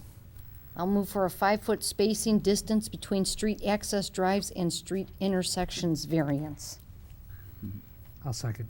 Second. Excellent. We have a motion and 2 seconds. All right, and just for clarification, this is because the northern access drive is what is it, 5 feet closer to the roadway across the street that goes into the preserve. Generally, the distance between the two access Supposed to be doors. 120. Correct, and it's smaller. We'll get back to it. Correct. We got it, yeah. Okay, that's what I was thinking. I know We'll get there's back to one it. in Yeah, there. we'll get back to it. Did we skip one? Yes, but we'll get back to it. It's okay. Which one are we on? The We street, did, Oh, we missed the numbers. we missed one. We can come back to it. No, the number of street access drive variance. Why don't we just do that now? Did we finish this one now? Not yet, but okay. I'll make a motion to approve the number of street access. Wait, we didn't finish. We did, Yeah. Yeah. Hold on. Let's vote on the 5-foot spacing. right, do I have a motion and a second? Yes. Mayor and Mr. Newberry? Yeah. Great, so now we'd like to vote on the 5-foot spacing distance between street access drives and street intersection variance, please. Mr. Bentley? Yes. Mayor Drucker? Yes. Mr. Mazur? Yes. Mr. Newberry? Yes. Mr. Palunas? Yes. Do that one, because we I'll make skipped a it. motion to approve a number of street access drive variance. Second. Perfect, thank you. We have a motion and a second, and we would like to vote, please. Mr. Bentley? Yes. Mayor Drucker? Yes. Mr. Mazur? Yes. Mr. Newberry? Yes. Mr. Palunas? Yes. I'll move to grant a variance not to provide curbing in between the phases of the parking lot. Second? Excellent. Okay, thank you. Do you have a question for us? One question is Sorry. about the civil, and Mr. Imad Arshad, would you like to talk about it? It's about getting permitting without getting the building permit to be able to break ground earlier because of a wetland deadline that is coming up in March 18th, I believe. Let me summarize this issue. When we finish this first. One Okay, second. once you finish that. 1 second. Okay. We still got the site plan to approve. Right. Well, we didn't do the roll call on the. Yes, we need Not to have curbing. a vote on the parking lot curbing. Just 1 second, please. Mr. Bentley? Yes. Mayor Drucker? Yes. Mr. Mazur? Yes. Mr. Newberry? Yes. Mr. Palunas? Yes. And then we have the site plan. Right. Okay. Are there contingencies on the site plan? Right here. Yeah, do you want me to do it? If you want to do a few of the I'll contingencies do right it. there. Yeah, I have them all. Okay, so I will move for site plan approval with the following contingencies. Number one, compliance with the terms of the traffic engineer's memo dated May 3rd, 2017. Number two, compliance with the terms of the engineering department memo dated May 3rd, 2017. Three, compliance with the terms of the fire department memo dated May 3rd, 2017. Four, compliance with the terms of the correspondences with CEI relating to easement use dated April 24th, 2017 and May 3rd, 2017. Five, compliance with terms of the correspondences with the Army Corps of Engineers relating to wetlands approval dated February 7th, 2017 and May 5th, 2017. Six, compliance with all landscape design and screening provisions as required by the city's landscape architect and submittal of a landscape plan designating such prior to the issuance of building permits. Seven, submittal of elevations and details for the proposed storage building and dumpster facility utilizing materials and colors that are complementary to the principal structure as approved by the city planning department. Eight, compliance with all site lighting photometric provisions designated on the project site plan and compliance with all other lighting requirements as specified under section 1288.07 of the city zoning code. Nine, agreement that site plan approval in no way implies approval of the proposed future Imam House as designated on the site plan. And 10, agreement that the final phase parking lot, 182 spaces, including all drive aisles, street access points, stormwater retention provisions, curbing, et cetera, shall be treated as banked parking under the provisions of section 1288.02, item 1I of the city zoning code, and as such shall either be installed immediately by the property owner or shall be immediately installed upon the written direction of the city of Solon. Thank you, man, thank you. Are we allowed to take questions?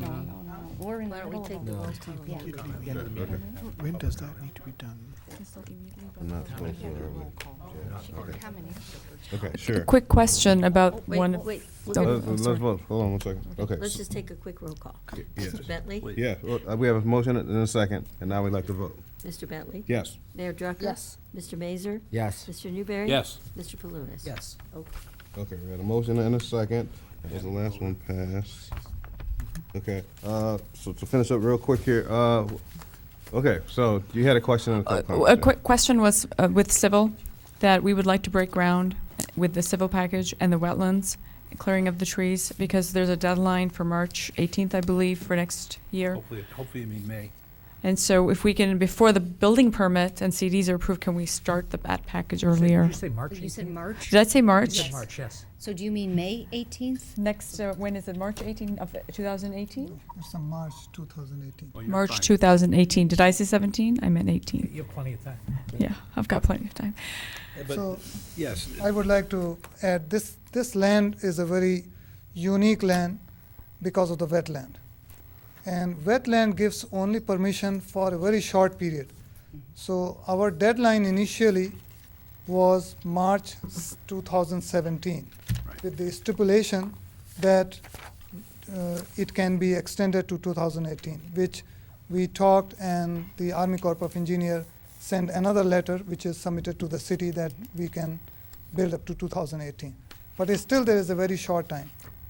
Because of the wetland, there is a restriction that we cannot cut tree between March and September. So all the useful period where the construction can be started will be finished. If after September our approval come and then there will be snowfall and all those things, then the deadline of March 2018 will come. So if we are allowed to do some utility work, some removing trees, not the real construction, but the preparation of the construction before all the CDs, construction design, is approved, that would be really appreciated. Site preparation, it's called site preparation. Breaking ground, basically. Well, I mean, as we discussed before, I mean, any variance can be granted, but the removal of trees is not permitted. And Carrie, if you have anything to add, feel free. But removal of trees is not permitted under our ordinances until a structure and a building permit is issued. The commission and/or city council can obviously consider any request, but that's what our ordinances say. If we are subjected to that restriction, then probably we will lose our permit from the Army Corps of Engineers. And as you know, it took 1 year to get us the permit and for a short period. So it means we expire that, we will apply again, and then we will be in this vicious cycle of applying for the permit and then losing that deadline again. So it will be a perpetual cycle of applying for the permit and losing the deadline from Army Corps of Engineers. And we were lucky, sometime Army Corps of Engineers takes 6 years sometime to give that permit.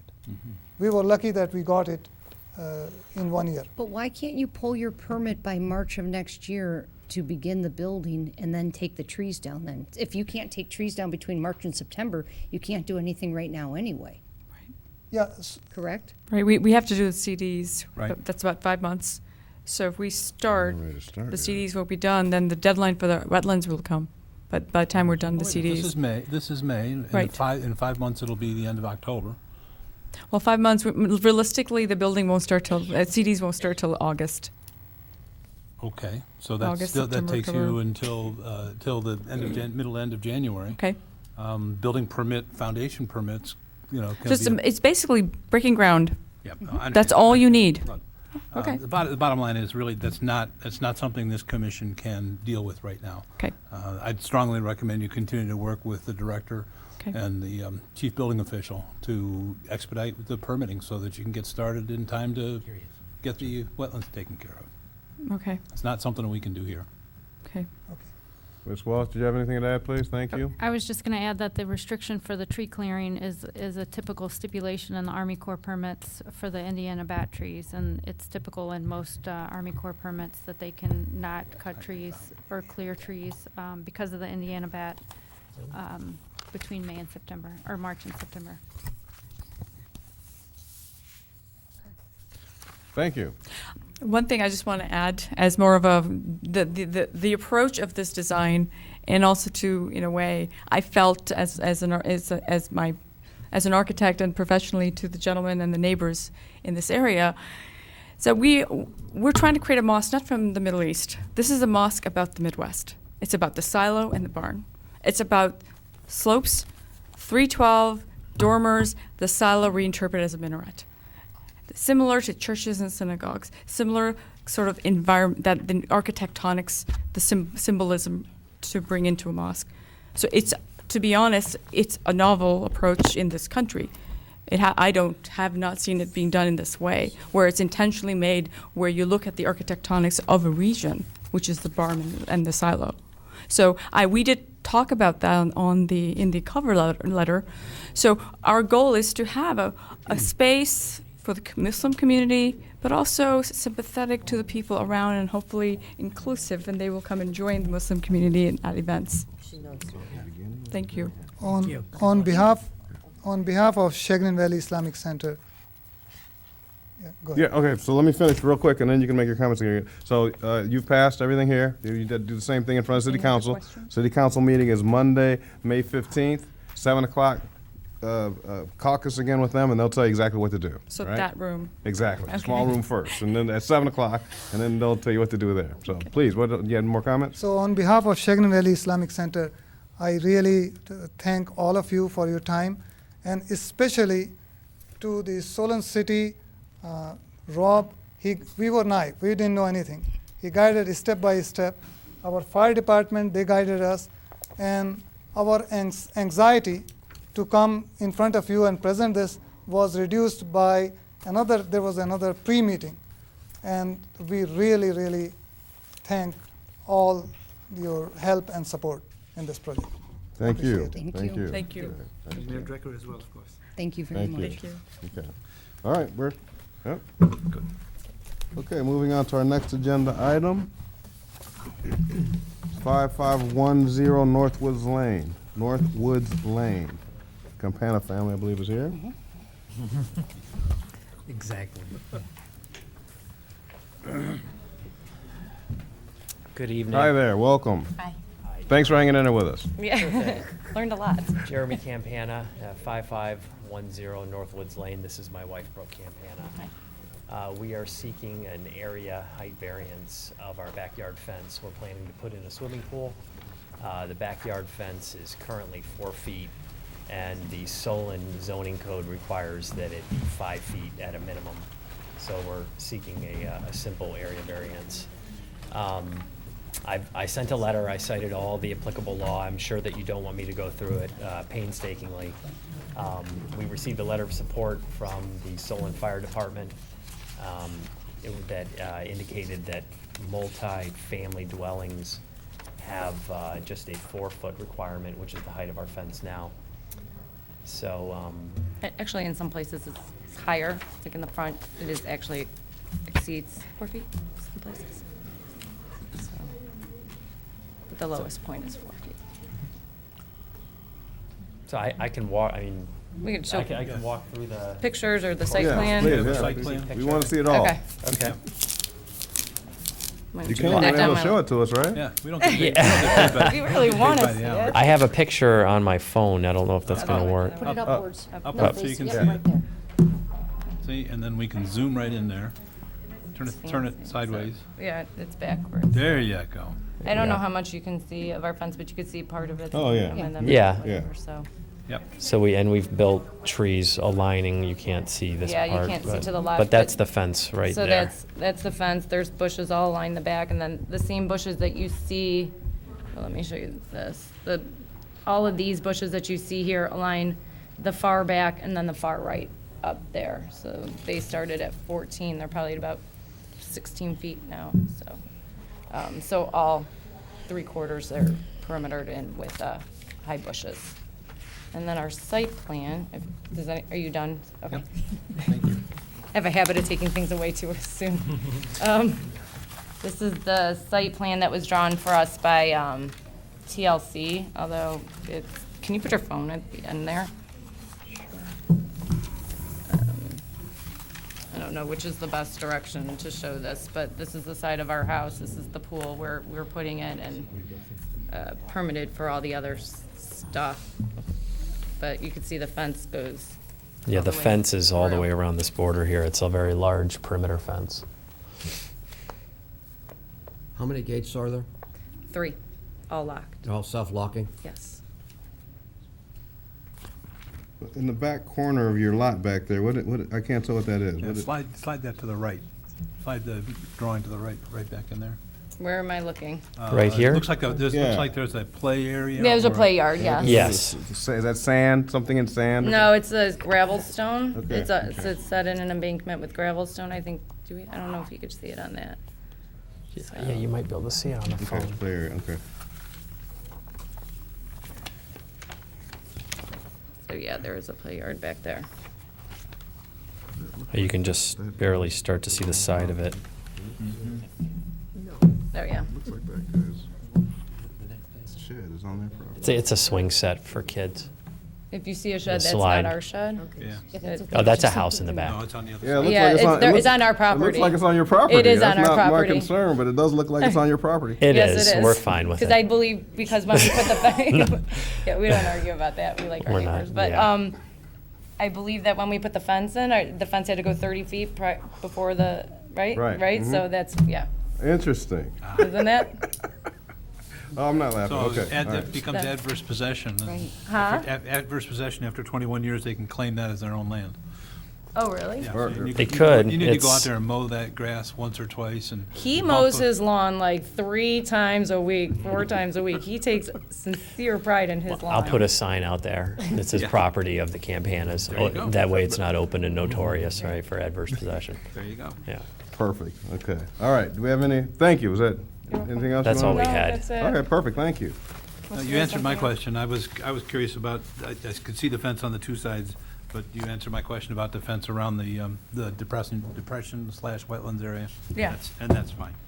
I don't have any problem with this. In fact, I'll make the motion for a 1-foot swimming pool fence height variance at 5510 Northwoods Lane. Second? We have a motion and a second, and I think I want to continue, I'm going to have some discussion here before we vote.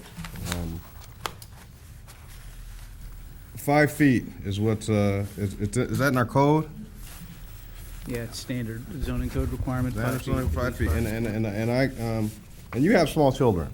Yes. And you know, and I've heard stories of the worst fear, all of our fears happening, you know, of that happening, and you know, we could go into the discussion about, you know, is 5 feet enough, is 4 feet enough, is 3 feet enough, is 10 feet enough? Right. But the standard of 5 feet is there for a reason. It's not an arbitrary number that just kind of, somebody just threw it out there. So I honestly have real concerns with not adhering to the 5 feet. I've read through, you know, I read through some of the stuff about your Gives that away. Yes. your practical difficulties, and I lean back on. To me, it's just. I think we should do everything we can to protect everybody in the neighborhood, everybody in Solon. We should be protecting from the worst happening. And honestly, that 1 foot, will it make a difference? Going to make a difference? I know stories where people that have the worst happens. We just would feel terrible if that happened. So I personally have I really have a hard time with that 1 foot personally. I mean, that seems like a small deal, but to me it's. I think we should do everything we can to protect everybody in the neighborhood and, from the worst happening. Please. I really share your concern there. Since it is the code, and we vote for this to make it a 4 foot instead of 5 foot, then what do we do with the next one that comes forward? We're sort of setting a precedent here. Question for you, why not just put a 5 foot fence around the pool when you build it? Because this is, if you have a fence within a fence, that becomes, pretty unsightly. And it would be an additional cost, and I'm sure and my wife can speak more to the aesthetics of it. But I mean.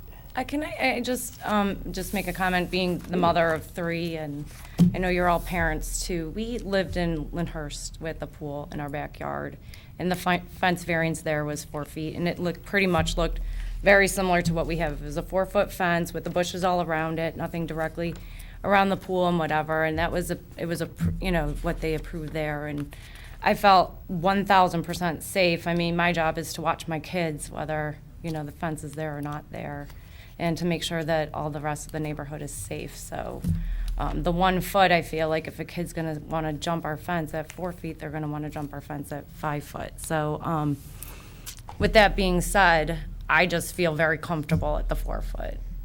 And And my responsibility is making sure that the kids are safe as a parent. The Solon Fire Department, whose job is to keep the public safe, has submitted a letter of approval and support for this. And they're here as well and could speak to the letter that they submitted. No, we have copies of everything in there, so I have it in Yeah. there for sure. Yeah. But even I'm as aware of it. babies and crawling around and whatever. And we also have a dog and everything else, and 'Cause so. it is a safety issue, and it occurred to me when I prepared the letter, that there's, as Brooke said, there's many other cities, and the Ohio Revised Code actually has a 4-foot requirement. If safety is the concern, any person that is going to be able to scale a 5-foot fence is certainly going to be able to, a 4-foot fence is certainly going to be able to scale a 5-foot fence. So I think that, when you make, when comments are made that where do you set the precedent, I mean, 3 feet is different. You can get a toddler that can come and climb over 3, but the difference between 4 and 5, I think is a nominal amount. And the other issue that was big for me and that was felt safe was because the surrounding bushes around us.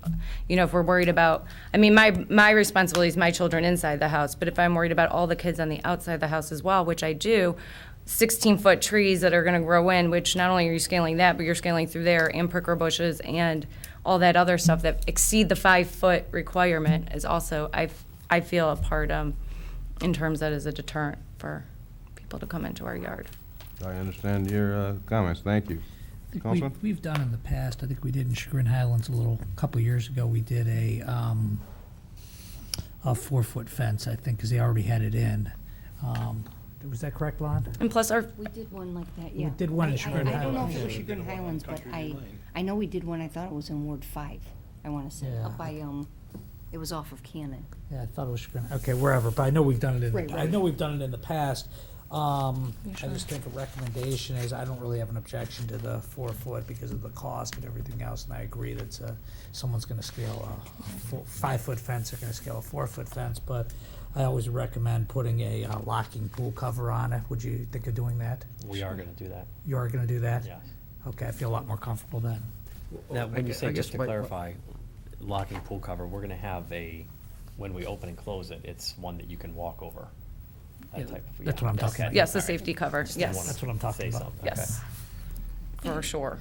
I guess the comment I have is, you know, if we're gonna approve a 4-foot fence, should we change the code?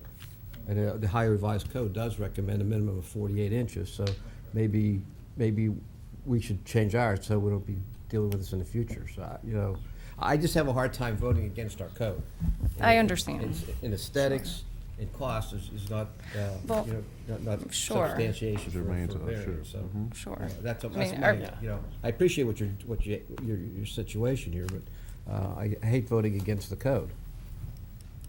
And I think what we did in the past is when a fence already existed, that's when we have granted a variance, and that's the case here, Correct. that a fence was already there. I think anyone putting in a new pool, they just, and a fence is brand new, then they're putting in the Minimum. 5 foot. I So this agree. is something that already is existing, and that's when I think the case, whether it was Chagrin Highlands or wherever, but we did it for the same reason. Yeah, I think so. West Chagrin Highlands, but the topography fell off, so it actually ended up being more than 5 That was a feet. house that backed up to the Chagrin River, I think, that Yeah. house I'm thinking of. But I agree, but in my ward, we just have an application that came in for a pool, and they don't have a fence there now, so they're gonna be required to put a 5-foot fence in, but this is already there. I think there is a distinguishing factor with that. Okay, you sold me.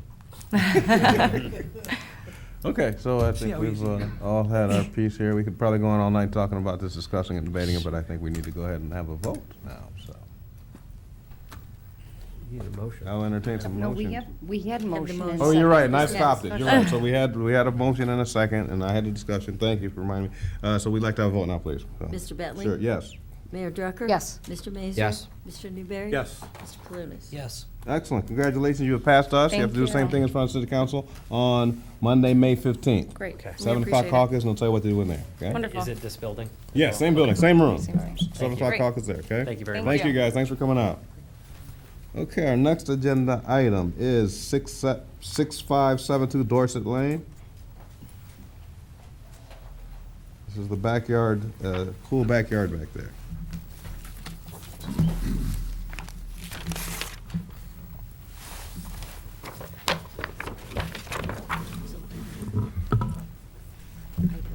Yes. You are? Fred Margulies with Hirschman Architects, 25001 Emory Road, Warrensville Heights. I'm here representing Ken and Barb Goodman on the new house that they're putting in on Dorset Lane in Thornbury. The design has been submitted to the homeowners. They've approved it, the homeowners association. And we are seeking a couple variances for a sunken patio and wood deck in the backyard. We are going over the 40-foot rear setback line. The deck is 11 and a half feet over the setback line, and the sunken patio is 9 and a half feet over the rear setback line. Under normal circumstances, and there is a 20-foot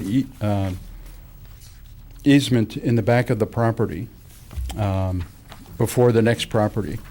And under normal circumstances in the city code, if it was a 30-foot easement, we could build within 15 foot of our property line.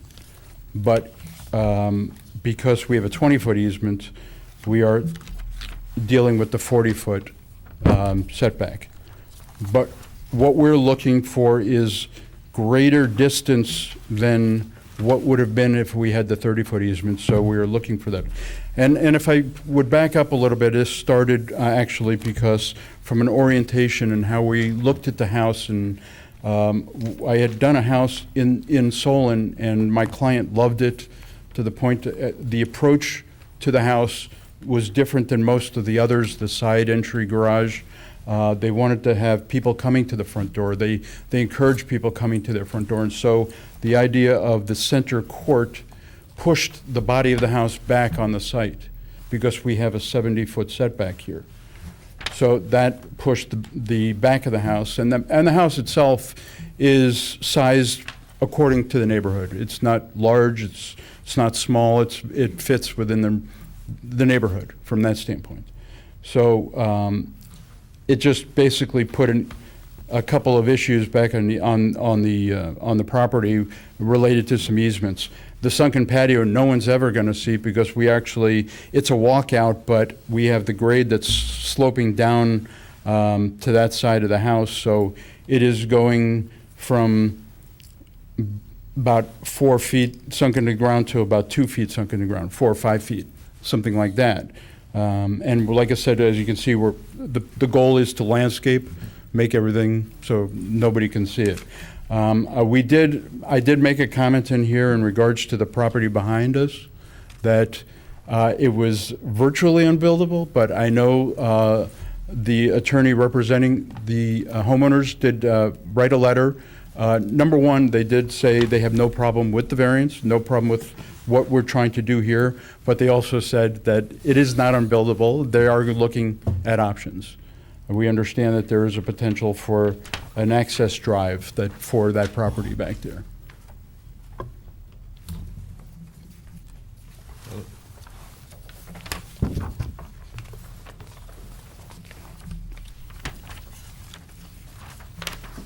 And on page PD 3.1 is the rear of the house, and you can see the little impact on the elevation in terms of the items that are over the setback line.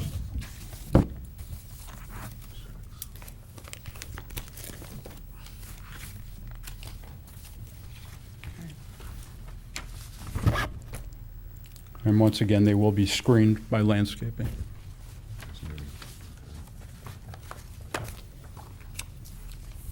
Mr. Chairman? All right, yeah, please. The reason that the separation between the fee parcel and the overall parcel for Thornberry is only 20 feet here is because of the desires of the Dr. Lusick, who owned that property before, to restrict the amount of access that could be put along that stretch of Dorset Lane. That was one of the contingencies he put on selling that property. So in that sense, the requirement for the 40-foot setback is not common to the rest of Thornberry. Most of them allow 15-foot. I don't see, especially with Jordan Burns' letter that was attached today, I don't see any problem with granting this variance. I concur, So, I'll make a motion for an 11-foot 5-inch rear yard setback variance for the deck. Second. We have a motion and a second, and we would like to have a vote, please. Mr. Bentley? Yes. Mayor Drucker? Yes. Mr. Mazur? Yes. Mr. Newberry? Yes. Mr. Palunas? Yes. And I'll make a motion for a 9-foot, 4.75-inch minimum rear yard setback for the patio. Second? We have a motion and a second, and we would like to have a vote, please. Mr. Bentley? Yes. Mayor Drucker? Yes. Mr. Mazur? Yes. Mr. Newberry? Yes. Mr. Palunas? Yes. Excellent, thank you for coming, Mr. Margulies. Thank you. Again, City Council, Monday, May 15th, 7 o'clock caucus, and I'll tell you what to do in there. Okay. A little different, so. Thank you for coming. Thank you. Good seeing you. Okay, moving on, our item number 13, which is 13A through H. 99. All at once? Yes, since they have one agenda item, I want to thank the clerk for doing that, and we can vote on them all at once. Perfect. We're not gonna discuss anything, because we discussed everything in caucus really about it, so. Yeah, you would table and it would be acted on at the next meeting. Move Excellent. to table. Second. Excellent, we have a motion and a second, and we would like to have a vote, please. Mr. Bentley? Yes. Mayor Drucker? Yes. Mr. Mazur? Yes. Mr. Newberry? Yes. Mr. Palunas? Yes. Excellent.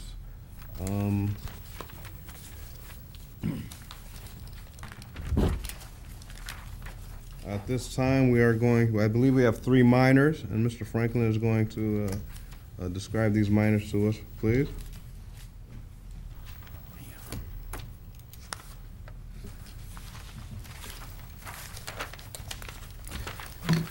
Yes, there are 3 minors. The first one is Nestle's at 5750 Harper Road. The proposal is to put a vestibule on a portion of the building that's not visible from anywhere. This is Harper Road, this is the main plant, and in here is a little nook in between the buildings on site where they would put a 7.5 by 14-foot vestibule. It would look like this. Essentially, that would be what it would look like, but again, not visible from any point adjacent property, and frankly, not visible hardly on the property. Looks good. Okay, that's the first one, and the next one has to do with the Dance Studio M, 33505 Bainbridge Road. You had them, I believe, at your last meeting, and there was discussions, as you recall, about parking, adequate parking. They've submitted their drawings. I'll just give you an idea, everybody's where it's at. It's the old CarQuest building, of course, at the corner of Bainbridge Road and Solon Road. And the previously approved plan looked like this. This is the building here, the parking area, Bainbridge Road and Solon Road. And you had a gap here where you could drive around to a paved area at the back of the building, not really a usable area. But when the plan came in, they actually proposed to put parking spaces in that area so that they picked up 2 spaces. We did approach the fire department to make sure they didn't have any issues of access, and they do not. So that's the proposal, to add 2 new spaces. No variances required. Good. Okay, thank you. And then the final item is Solon Freeway Lanes. And this has to do with the building elevation. Solon Freeway Lanes is at 33185 Bainbridge Road. All that happened, as you recall, they were making the addition to the building. This addition, I'm just showing it as it's built, but it was shown on the plans as being 1.5 feet less in height than actually was built. So it's just a minor change, a little taller than what was proposed, but not a variance tied to it. It just matches the existing building that they're tying into, is that what they did? Correct. I mean, it's the elevation as the look, design, the materials as you approved. It's just a 1.5 feet higher than what the elevations had Matches. It shown. looks like even, yeah. It looks like, yeah. Everybody looks really thrilled, so yeah, we figured you would, but it's a needed action. Perfect, that's Okay. fine, perfect, All right. thank you. Thank you.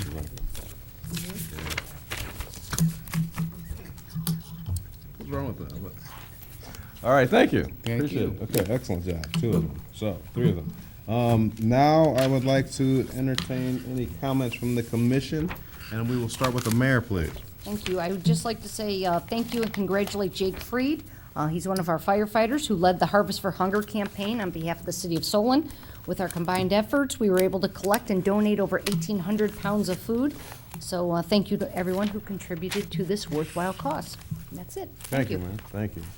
Mr. Mazur? I'd like to take this opportunity to make a motion to schedule a public hearing on May 23rd for T-Mobile at 30400 Solon Road for equipment replacement and modification.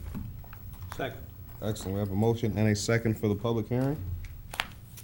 Would you like to vote, please? Mr. Bentley? Yes. Mayor Drucker? Yes. Mr. Mazur? Yes. Mr. Newberry? Yes. Mr. Palunas? Yes. I have no other comments. Thank you. Thank you for remembering. I had forgotten about that. Mr. Newberry. I'd just like to thank the mayor for getting the rain to stop and bringing on these cool fall days so that we can enjoy a few more before the snow starts. Special for you, Roger. Councilman Palunas? No Any comments. Comments? No. No comments.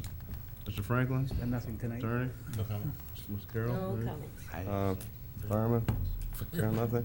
Okay, at this time, I would like to say thank everyone for coming this evening. It's very important that we all participate in the democratic process, that we all get to, share our views and make everything safer and wholesome for the whole community. Thank everyone for coming.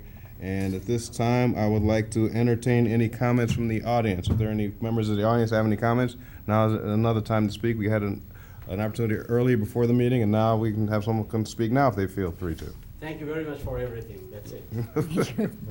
You're supposed to have your name and address, but I think, that's... Dr. Tosaddiq Ahmed, 7118 Longview Drive, Solon, Ohio, since Christmas of '96. Thank you. Thank you. We appreciate your comments very much, and thanks for coming out and participating. Okay, I guess that's all we have for tonight. All right. So I'll Move to adjourn? Second? We have a motion and a second to adjourn, and we'd like to have a vote, please. Mr. Bentley? Yes. Mayor Drucker? Yes. Mr. Mazer? Yes. Mr. Newberry? Yes. Mr. Palunas? Yes. Did you say yes? Yes. Thank you. Thank you. Good night.